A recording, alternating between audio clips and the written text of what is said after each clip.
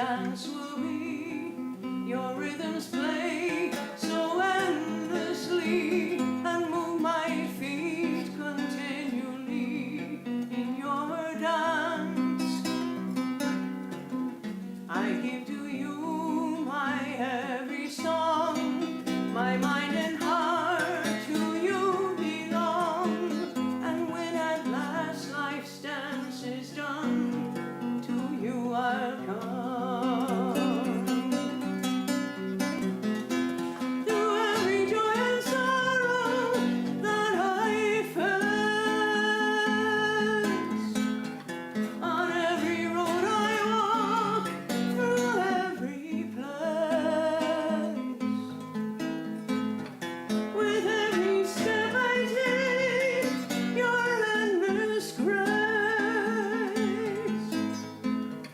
guides me ever on, fills me up with every song. Whatever beauty there may be that my eyes do see, may your beauty ever be inside this heart. Whatever work my hands can share, with best effort and with care, may I always find you here, inside this heart,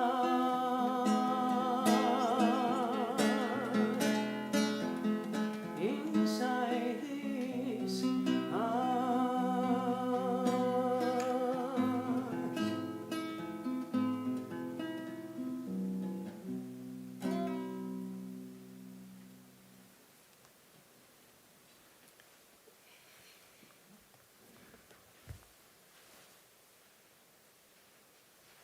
That was beautiful, Jayanti. Thank you. As usual, Jayanti gives the best talks out here. And I'll begin with a chant, if I can see. Vasudeva Sutam Devam Chanu. I'm sorry.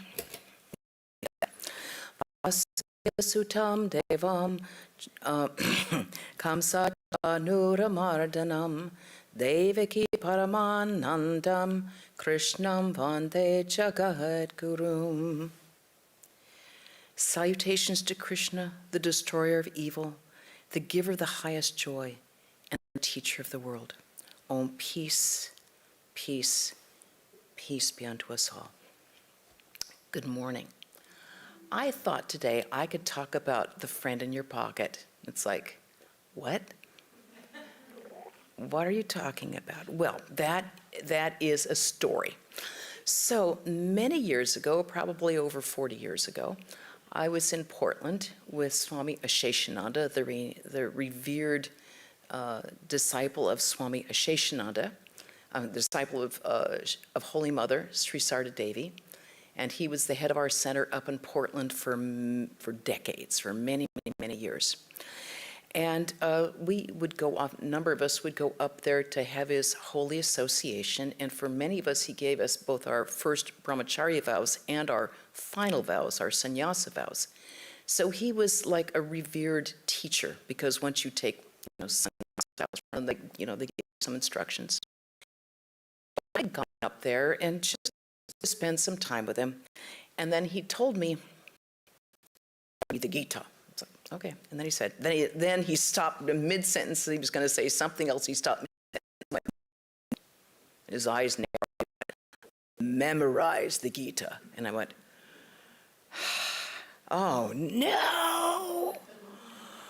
Memorize it? I mean, who doesn't love to read the Gita, right? It's beautiful. But memorize it? And he wanted it in Sanskrit, because there were a number of us who were studying Sanskrit at the time. So it's like, how in God's name am I going to do that? So, 40 years on, I still haven't memorized the Gita, but I have memorized large sections of it, and I have to say that it's really helped me in my life.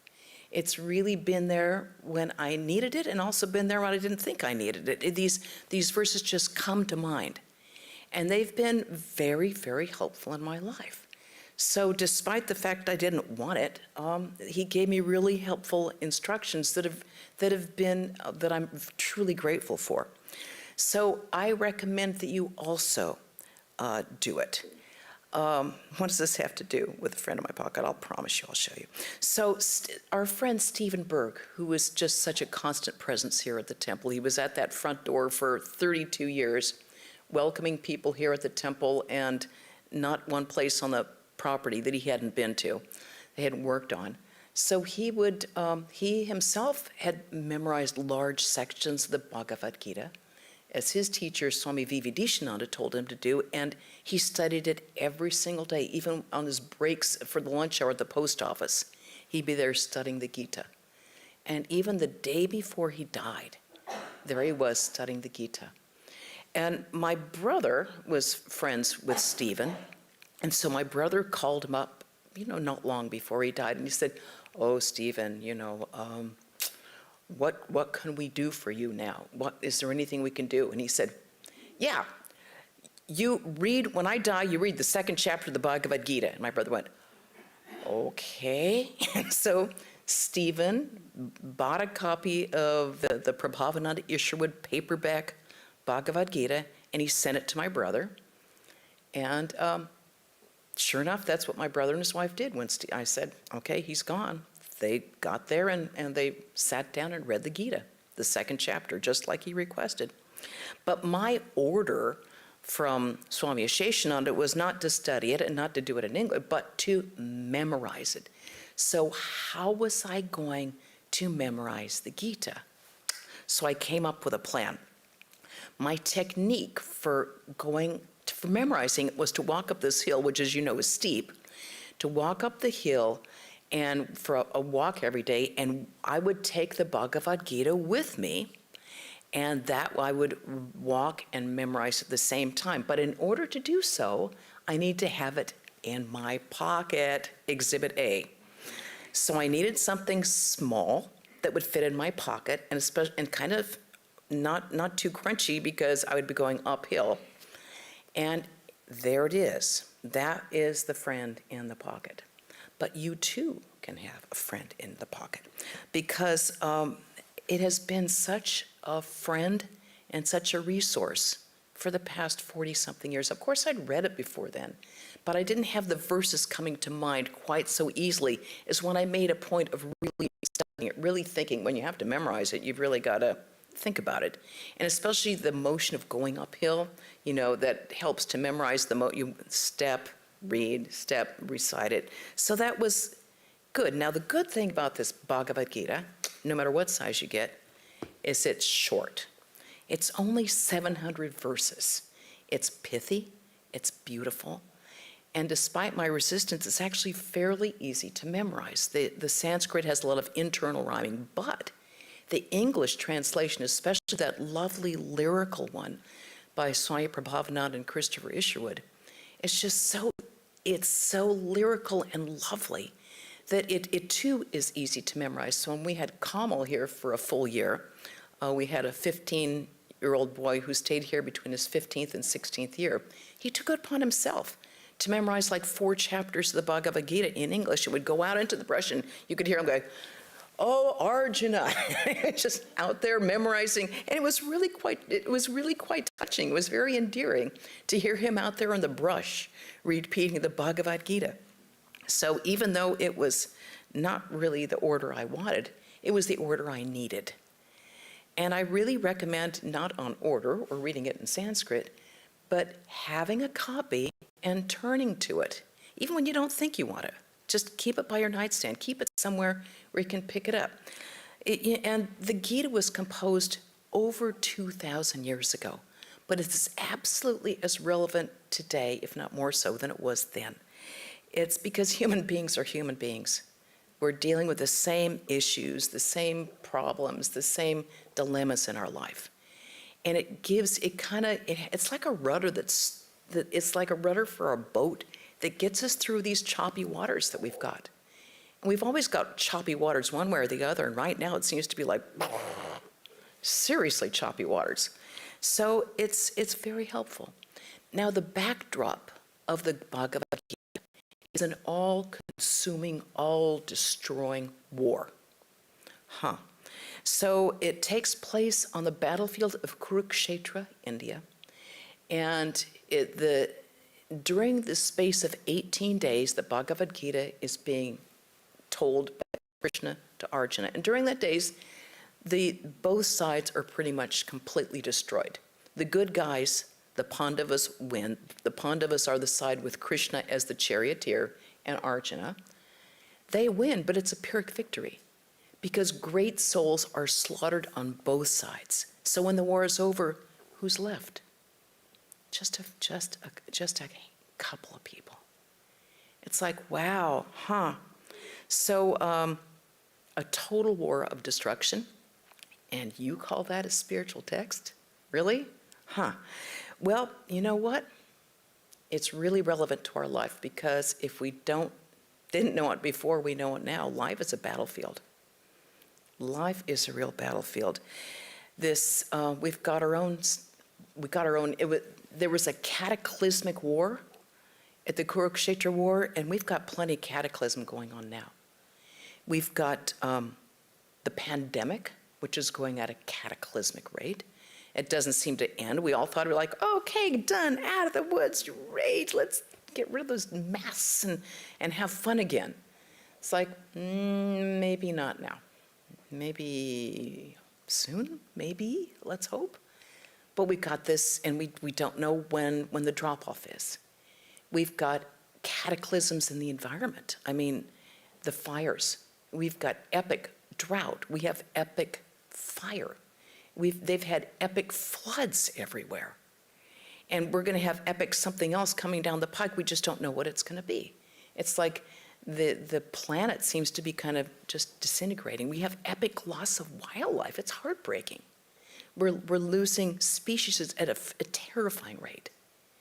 And it's like, none of us thought this would happen in our lifetime. But it's like right before our eyes, it's like, oh, there we go, off the cliff. And it's like, wow, how is this not like the Kurukshetra war? It seems very relevant right now. And on top of everything else, it's like in our own society, in our own country, no one seems to agree on anything. It's like, come on, can't we all get along? Can't we all just be kind and loving to each other and respectful? But it's like we can't even agree on basic things like, 1 + 2? Can we agree on 1 + 2? It's 12. Okay, sorry. There you go. Okay, sorry, I didn't mean to, okay. We all are entitled to our opinions, I guess, but so when things seem to be getting a little nuts, and we think like, what planet am I on? We've got the Gita, and it's like this rudder in the seas for us because it is of all the spiritual texts, it's the clearest, it's the sanest, shortest, and it's the easiest to understand.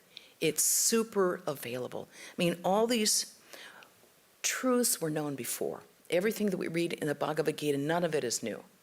But it was in the Upanishads, in these sacred texts that were really locked into the Brahminical caste, the most highly educated caste. So it wasn't like available for everybody. With the Bhagavad Gita, it's out there, it's available to everywhere, all over the world. And it's so much easier to understand than some of the more arcane and difficult ancient texts. And what's great about the Bhagavad Gita is it kind of reboots our internal operating system. It kind of reminds us of who we are, what our goal in life has to be, and where our place is in the universe. And it's such a bracing read. It's like, oh, yes, I needed to think about that now. So it's easy to read. It's easy to understand. Yeah, it's a little less easy to put into practice. But that is the point of spiritual life, isn't it? The whole point of our spiritual life is taking these teachings that we know and actually applying them in our daily life. Because we may have knowledge, but unless the knowledge is actually used, it's no use whatsoever. I mean, I might know a phone number, but unless I actually put it on the phone, it's not going to do me any good. So the knowledge that we may know is maybe nice, but unless we put it into our lives, it's useless. So these teachings are meant, and our spiritual life is meant to take these teachings, put them into practice, make it part of who we are, so that it's part of our own idea about who we are as human beings. So it's part of our own DNA.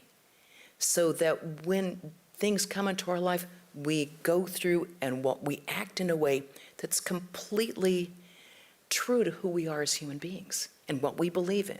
So our ethics are not divorced from what we say we believe. So what we're living through now isn't so different from what Arjuna was facing on the battlefield with Krishna. And see, the Gita, for all it's this beautiful, soaring poetry and philosophy, it's really down to earth. It's extremely down to earth, very practical. This is what we have to do. So, and what's helpful is that the verses kind of stick in your mind and they come back. And that's really helpful when we have, because even when you're sitting in, like, if you're in the grocery line, you might have these lines just come up to your mind. And it's really helpful. Now, the first line of the Bhagavad Gita is extremely famous. It's like our 7 years ago, this is what the first line of the Bhagavad Gita is. Dharma kshetre kuru kshetre samaveta yuyutsavaha. On the field of Dharma, in the holy land of Kurukshetra, the armies are assembled eager for battle. It's like, great. Okay, here we are. This is our life. This is our world. This is where we are right now. We've got our own Kurukshetra going. We have our own holy land that we have to do our daily battle in, which is our life. It's our daily life. Because every day, every single one of us has to make decisions. I mean, we will never face the extreme situation that Arjuna is in, hopefully, but we'll all be facing every day we deal like, what am I doing here? Am I doing something that's right? Is it wrong? Is it ethical? Is it unethical? Am I doing this because it's good or because it's pleasant? Am I doing this because it's easy for me and I won't rock a boat, but it's ethically not okay? Or am I going to make a hard decision where it will be not easy for me, but I feel like I'm doing the right thing? Every single one of these decisions, whether they're tiny or big, affect who we are as human beings. It develops our character, and our character develops who we are and our future.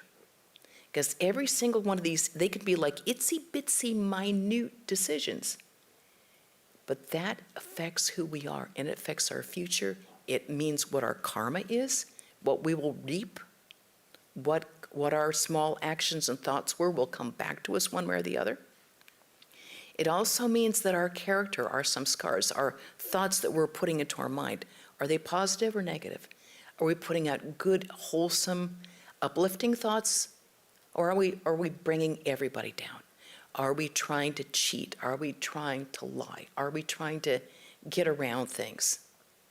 We really have to examine ourselves. So every one of us has a Kurukshetra that we have to deal with every day. And our future is dependent on it. Every little mini or big decision that we make. So the first chapter of the Gita is called, because every chapter of the Bhagavad Gita is divided into different parts of our spiritual life. Every chapter is like the yoga of wisdom, the yoga of knowledge, the yoga of action. Well, the first chapter is the yoga of despondency. It's like, oh, great. That really cheers me up. But that's a great way to bring it to have a yoga text. But it's really important because we all have to start from a place of, I want something more in my life. Because if we think we can have a spiritual life thinking, this is just hunky-dory. I'm just going to eat, drink, and make merry and just revel myself in sensual enjoyments. And then what I'm going to do is like spend all my time doing nothing but having sensual enjoyments and bodily enjoyments and hurting other people on the way. It's like doing whatever I can to squeeze this much out of enjoyment out of my life and not think of anything more. We'll come into real trouble when we start to age when we realize that life is short, that no matter how long we're on the planet, it's still really short. If we live in 100 years, it's still short. And that we can't keep squeezing that lemon because we have to have more in our life. So our spiritual life doesn't start until we start realizing that what we were doing before wasn't working. We come to a part in our life when it's like, what I've been doing and I thought was a great thing to do really isn't working for me anymore, because I realized that I'm going to die someday. What if I put in my spiritual bank account? Unless we develop a spiritual life that we can fall back on, rely on, we will not find any joy. So we might start out just enjoying and enjoying and enjoying just through the body, but that gets old really fast. And then when it comes to the later part of our life, or even if we're the slightest bit thoughtful, we'll think, is this all there is? Is this all there is to life? Just going around again and again and again with these things, these enjoyments, these things, and how much TV can I watch? How many movies can I go? How many parties can I attend? How much money can I have? How many possessions can I have? I mean, iPhone can only go up to what? It's like you get these things, you think, I really want to have that. And it's like we get this little yay. And it's like, and now what? And now what? And now what? We need more than that. And unless we develop a spiritual life, we're really out of luck, because we don't know when this life will end. You know, even if you'll see a person who's like 95 and they say, you know, if I die, it's like, if? Baby, believe me. Or you can see people who are 30 years old and you can't understand why they died in their sleep. You can have a beloved relative that is just killed in a car accident, and you don't know if it's going to be you. So we have to put the funds in the bank. We have to develop our spiritual life, because when this particular life ends, we don't know when, but we have to be prepared for it. And we have to be prepared for those that we love, that they will, because at some point we realize that everybody we love is going to go from us, whether by death or by dementia or by divorce, or just because we kind of go off in different ways. Even the most beloved of all of our people. Nothing is permanent in this life except for that reality within us. So until we have to start thinking about that and really putting our effort into developing that. So that's our identity, rather than the body and the mind, thinking that will go on forever, because it really doesn't. It really doesn't. So Krishna takes Arjuna to the battle lines. And Arjuna is like the greatest warrior in the world, and he goes to the front, he goes to the battle lines, and he sees before him his closest friends, his cousins, his brothers, his revered teachers. And he goes there, and it's like, I can't. All of a sudden, he gets weak in the knees. He said, I can't do this. I can't fight. And then the leader on the other side, Duryodhana, is like completely like nastiness itself. He's like lustful, evil, mean, conniving. The two sides, Krishna went to the other side and trying to get peace. We will be happy. We'll be happy if you will just let us have a couple of huts where we can live in peace. And Duryodhana, the bad guy, says, you cannot have land that fits on the head of a pin. He wanted that side's complete destruction. So it's like, okay, there is going to be a war. There's no way out of it. So then they're facing complete destruction, and naturally this makes Arjuna depressed, especially because he's looking at the people that he loves and respects. So Arjuna says, I think it would be better to have them kill me than to kill them, because how can I live if I have to kill the people that I love so much? Why would I want to live? And this is how the Gita begins. It's like we know from the very beginning of this highly spiritual text, the revered text, that this is not going to end well for these people. No one's going to come out well. So this is the beginning. And the yoga despondency doesn't sound promising, but this is where we are. He's faced with a hopeless situation. We all are. But we can relate because we've been there. So Krishna takes him in front, and Krishna says something very different than we think that he's going to say. Because we expect Krishna, and we say, Arjuna says, I will not fight, I can't shed blood. And Krishna says, what's wrong with you? Just get over it. Stop it. You're a warrior.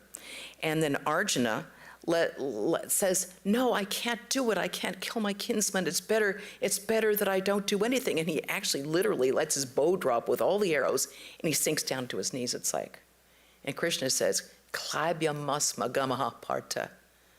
Stop being a eunuch. It's like, whoa. It's like, that's a blow. And then Arjuna really well diagnoses his own condition. He says, my warrior nature is being overcome by pity. I am confused. Krishna, I am confused. I do not know what to do. Please guide me. And then he says one of the most important lines of the Bhagavad Gita, Shishasteham Sharimam Tvam Prapanam. Krishna, I take refuge in you. Teach me. I do not know what to do. That is the turning point for everybody in our spiritual life. Because only when Arjuna tells that to Krishna does Krishna begin to teach him the highest truths of Vedanta. We have to come to that point too, where we realize, hey, I might not know everything. I might realize that I am in the least position to be my own spiritual guide. That everybody needs a teacher. That even a thief needs a teacher. That if you can't learn French or German by sitting in your bedroom, we can't learn physics. How do we think that we can attain the highest goal of humanity, which is attaining the highest spiritual level by attaining freedom, union with the divine, by doing it our own? We need to have a guide who's been there.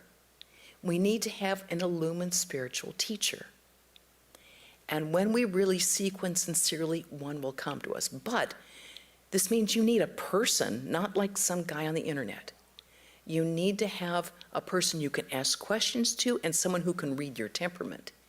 And also someone that you have to know is really ethical, that will never ask you for money, that will never lead an impure life. You got to watch them, make sure that what their actions are like, and make sure that that spiritual guide wants your spiritual betterment more than even his own.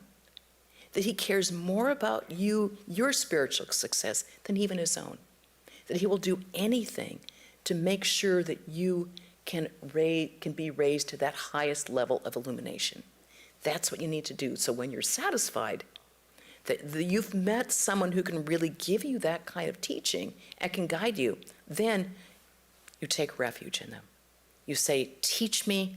I don't know what's best for me. I don't know. It doesn't mean you don't ask questions. You do.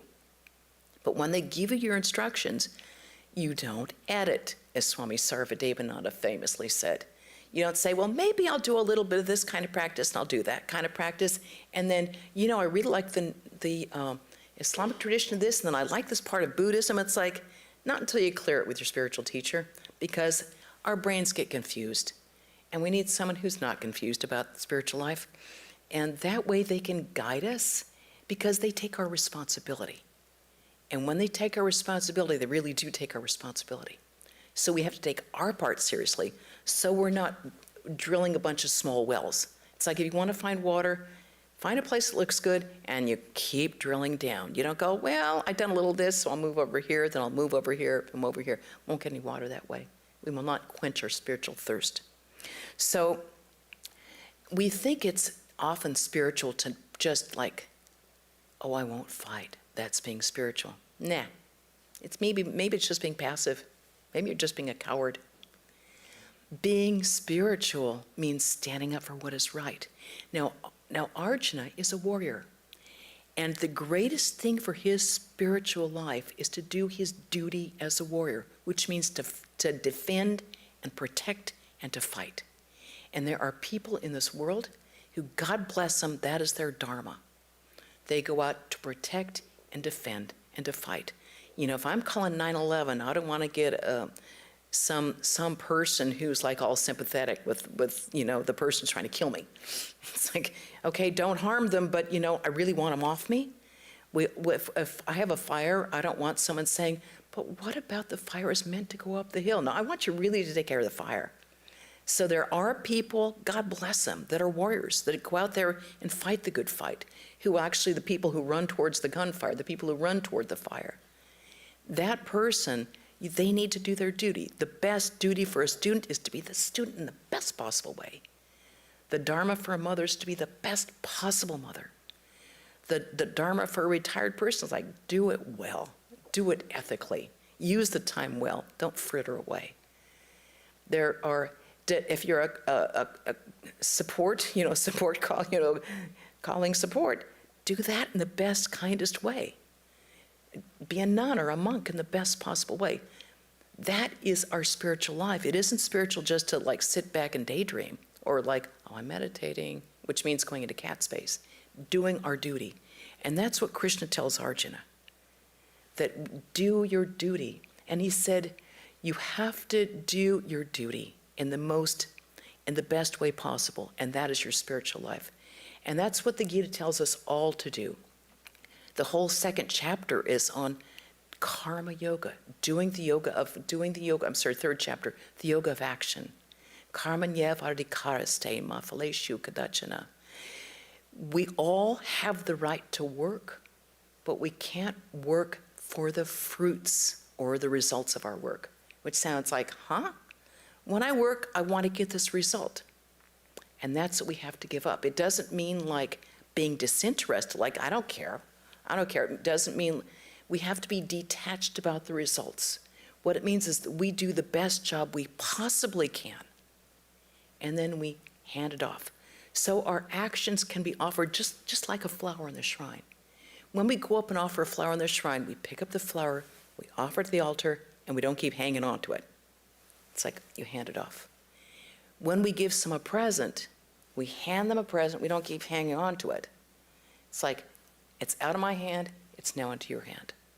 So our work, whatever work, whether it's baking a cake or doing a big report for your boss, or for, you know, doing something in the garden, we can't do it. It's like, I want it for this, and if you don't, it doesn't happen, you're crushed.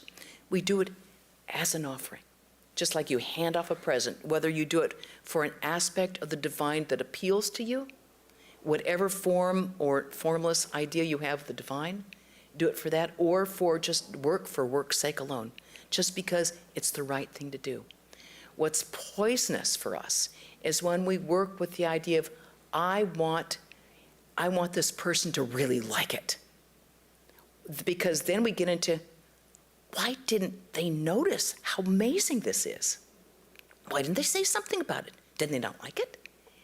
Or, this person is doing as good a job as I am.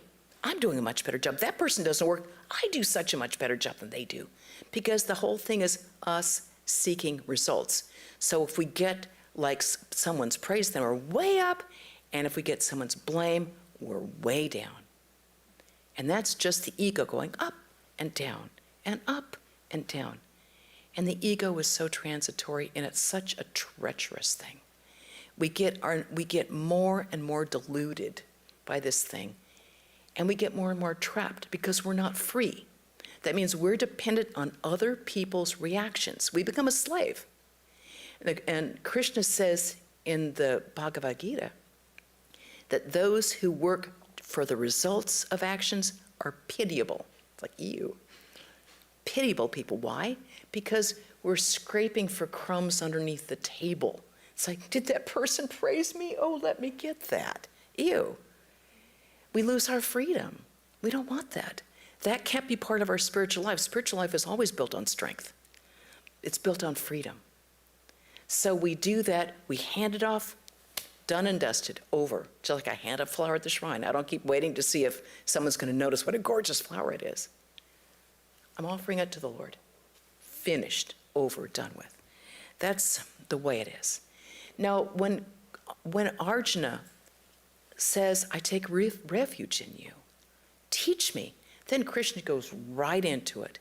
And the first thing he says is, why are you worried about people who are dying? He said, they will play out as they're meant to play out. So he tells Krishna tells Arjuna to make pleasure and pain, loss and gain, victory and defeat the same in his own mind. That's pretty hard. Tell a warrior to go out, treat victory and defeat the same. It's like, can you imagine telling an Olympic guy that way? But what he's saying is do your actions without anger, without hatred, with complete evenness of mind. Complete evenness of mind. Because if we have our emotions rocking us, if we're living in fear, living in anger, living in hatred, we can't think clearly. We can't actually respect the being that we're fighting. We can't actually respect our opponents, whoever they may be. And we always have to do that. So, let me find out my notes here. Krishna says that all of our actions are our spiritual life. All of our actions have to be spiritual. So that means that we don't raise up with praise, we don't seek praise, and we don't flinch when we get blame. We have to treat them the same, or we become a slave and we become miserable. None of us want to be miserable. We hate being miserable, right? So we have to watch reactions. So if someone reacts to us in a way we don't like, it's like, I'm doing this. This is my action. I'm doing it. I'm offering this to the divine. I'm offering it there to nothing and nobody else. It gives us such freedom. And since our real nature is freedom, we have to live in that freedom. We have to absolutely own that freedom that we have, not by trying to power over everybody else, but recognizing our own internal freedom. So we have to work, but we have to give up the results of our work. And as they say, it's really the divine that does everything. The hammer and the cooking pot don't say, look what I did, look what I did, look what I did. I hammered so many nails. Hey, I cooked so much broccoli today. It's like, we're just an instrument. All of us are just instruments in the hands of the divine. Not a leaf moves without the divine. That leaf is to move now. We're just blessed to be the instruments. And just recognize that just frees us too. It's like, that doesn't mean, we just have to keep our rudder in the right place. Keep the ego down. We offer our actions to the divine and try to do it in a way that's free. And it's hard, but as Swami Brahmananda said, when you do a work, before you start it, just offer it to the divine. In the middle of the work, try to remember. Sometimes it's hard. If we're really concentrated, we don't think about anything else. And at the end, offer it up again. And then we're free. Then we're free. And the Gita tells us something we often completely forget about, which is that work, when it's done with a motive, is inferior work. We don't really think about it because we often just get so involved in it. But it's like that kind of work, when our ego is involved, is really inferior work because there's too much ego in it. We're not doing it for the sake of the work itself, we're doing it for ourselves. And that's like contaminating the batch. We have to really keep ourselves out of it and make it an offering. We have to get the ego out of the way. Yoga, he said, is yoga karmasu kaushalam. Yoga is skill in action. Yoga isn't the back, headstands. Yoga isn't like the back bends. Skill in action. That means doing everything as perfectly as possible. That is yoga.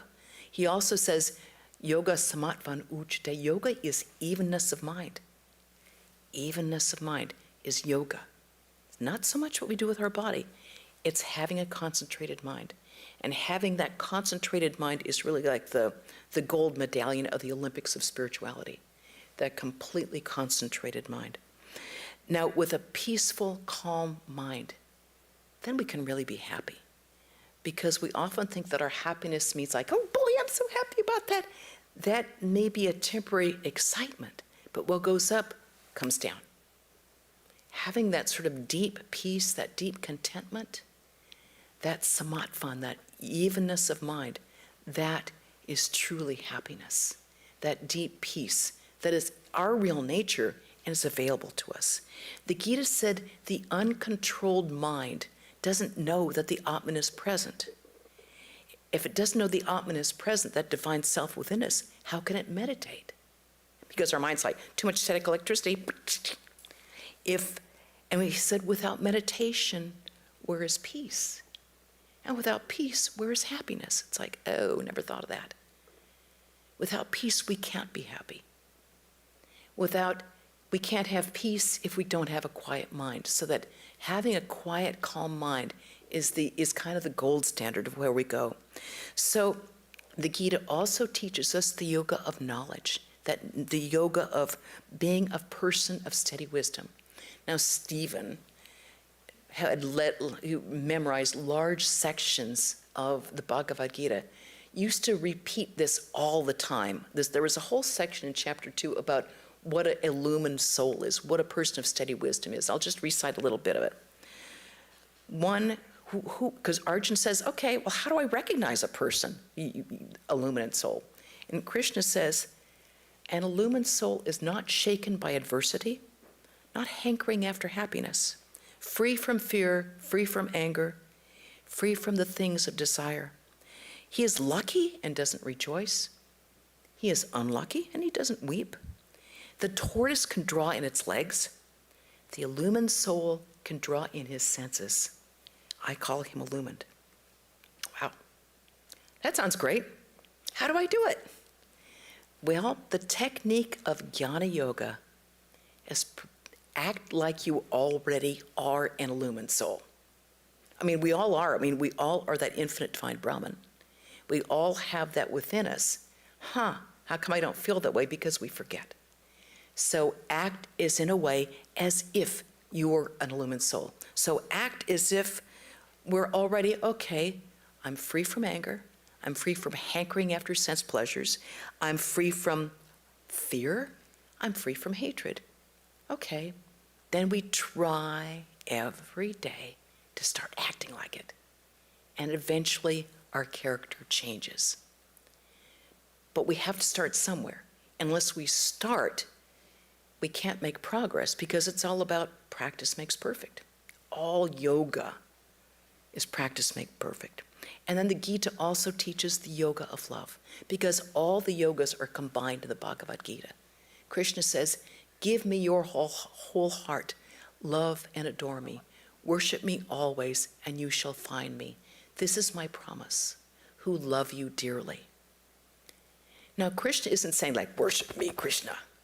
He's talking about that infinite divine reality because Krishna also talks about the reality of the avatar. He said, in every age I come back. In every age I come back to destroy the sin of the sinner, to establish righteousness, so I have to think, I'm thinking of it in Sanskrit, to protect the holy.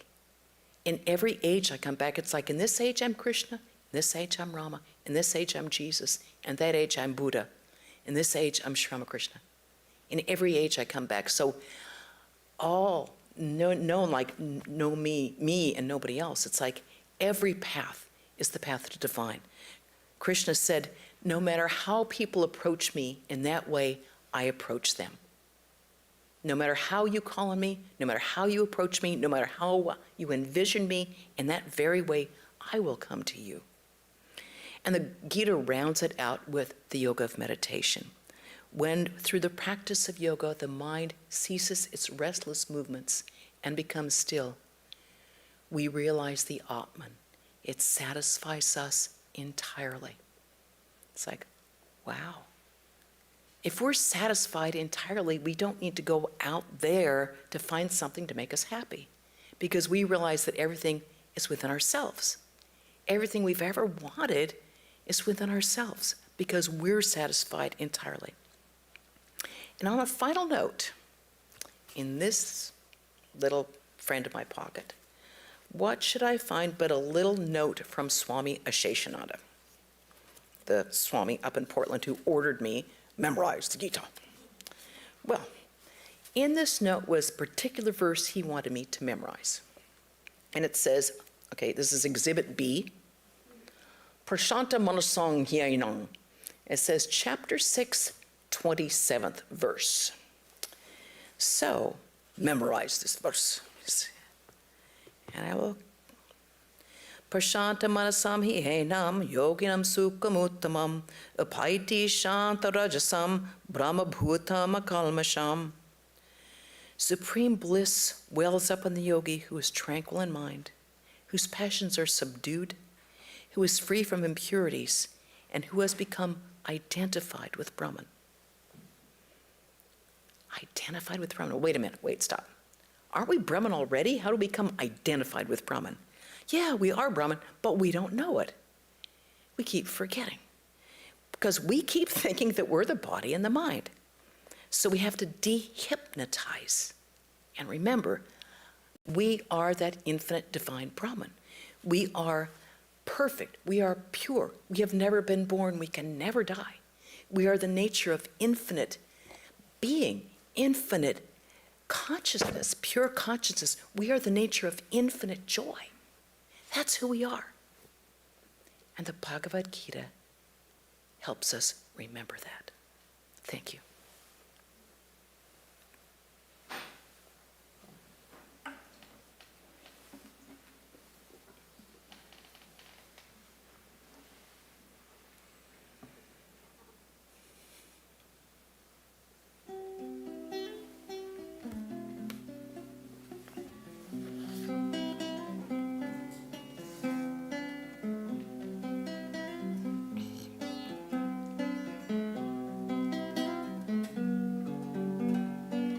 Oh, dear friend of mine, love is a vast traveler through time, filling our hearts, touching our minds in a circle of kindness. Stars shining over our heads, brighten our nights, weaving colorful threads of the visions we see in our heads in a circle of kindness. There's really just one path that we walk, and really just one voice from which we talk. There's really one big heart from which we sing. Life in loving kindness, our mother does bring. She's a circle of kindness.